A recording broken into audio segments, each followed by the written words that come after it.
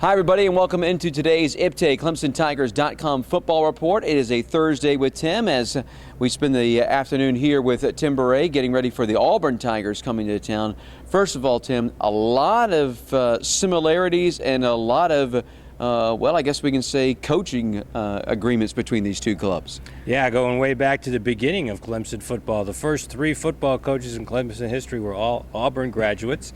And then John Heisman was Clemson's fourth coach, and he came to Clemson from Auburn. And the Tigers were 31-9 over their first 8 years with those four coaches from Auburn leading the way. So pretty good start to Clemson history because of the Auburn connection. And even the similarities continue to today. Gene Chizik, one time a GA here. That's right. He was a GA here under Coach Ford in 1988 and 1989. Two great seasons, 10-2 seasons for the Tigers. He actually got a master's degree from Clemson.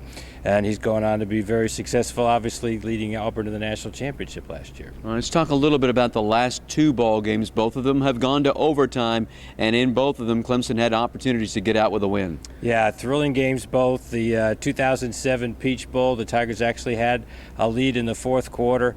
Auburn tied it, and then they converted a fourth down in the overtime to go on to a victory. And then, of course, last year the Tigers got off to a 17-0 lead in the first half. Auburn really won it with their third quarter performance, got 21 points in the third quarter. And, of course, that game went to overtime also. Well, and there's you think about back to a Peach Bowl where a guy named Damian Craig led a comeback for him.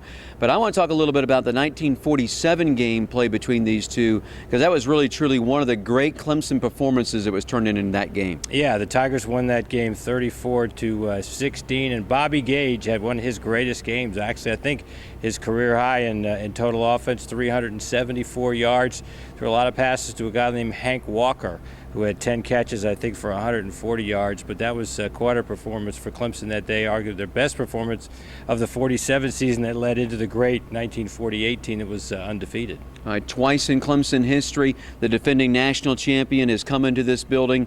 Two times Clemson's been able to knock them off. Tell us a little bit about that. That's right. 2-0 against the defending champs. The first one, 1981, against Georgia.